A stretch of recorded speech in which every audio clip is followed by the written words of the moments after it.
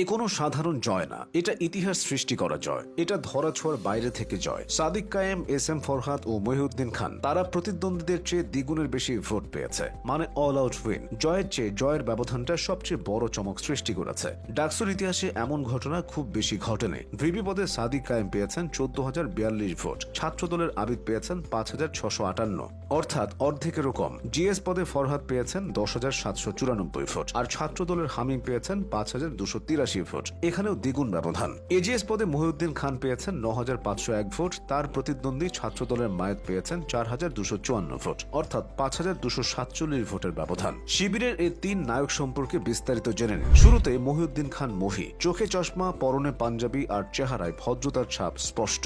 শিক্ষার্থীরা তো বটেই, ঢাকা বিশ্ববিদ্যালয়ের শিক্ষকদের মাঝেও মহিউদ্দিনের জনপ্রিয়তা আছে। ভদ্রতার পাশাপাশি মেধাতেও যে কারো চেয়ে এগিয়ে তিনি। মহিউদ্দিন খান ঢাকা বিশ্ববিদ্যালয়ের লোক প্রশাসন বিভাগের 18-19 সেশনের শিক্ষার্থী। তিনি অনার্সে 3.93 সিজিপিএ পেয়ে প্রথম শ্রেণীতে প্রথম এবং মাস্টার্সে 4 আউট অফ 4 অর্জন করেন। এরপর মাস্টার্সের পূর্ণাঙ্গ ফলাফলেও তিনি সিজিপিএ 3.97 পেয়ে প্রথম হন। তিনি বিজয় 71 হলের সাবেক শিক্ষার্থী। ছাত্র রাজনীতিতে দাপট জিইয়ে রাখার জন্য হলে বছরের পর বছর সময় কাটানোর নজির আছে। সেখানে মহিউদ্দিন খান বিরল দৃষ্টান্ত। স্নাতকোত্তর শেষ হওয়ার 3 দিন পরই তিনি হল ছেড়ে দেন, যা ব্যাপক প্রশংসিত হয়। তাই এজিএস হিসেবে ডাকসু নির্বাচনে মহিউদ্দিন খানের এই জয়টা মোটেই অবাক করার মতো না। এবার আসবে এস এম ফরহাদের নাম।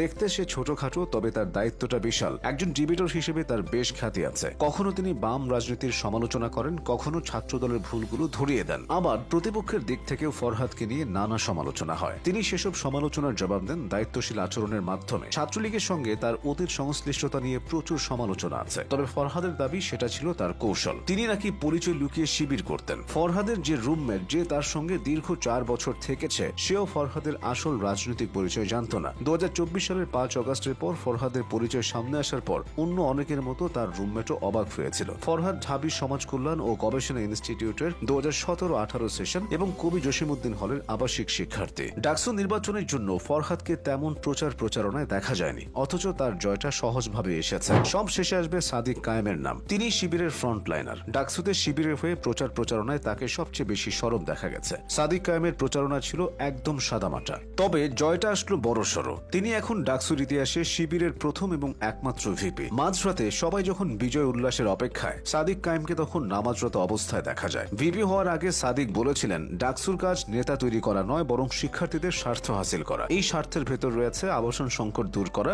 শিক্ষার্থীদের খাবার ও সুচিকিৎসা নিশ্চিত করা এবং রেজিস্ট্রার ভবনে শিক্ষার্থীদের ভোগান্তি দূর করা। এবার সেসব প্রমাণ করার পালা। তিনি শিক্ষার্থীদের পার্ট টাইম চাকরির সুযোগ, আধুনিক লাইব্রেরি ব্যবস্থা, মসজিদের আধুনিকায়ন, নারী শিক্ষার্থীদের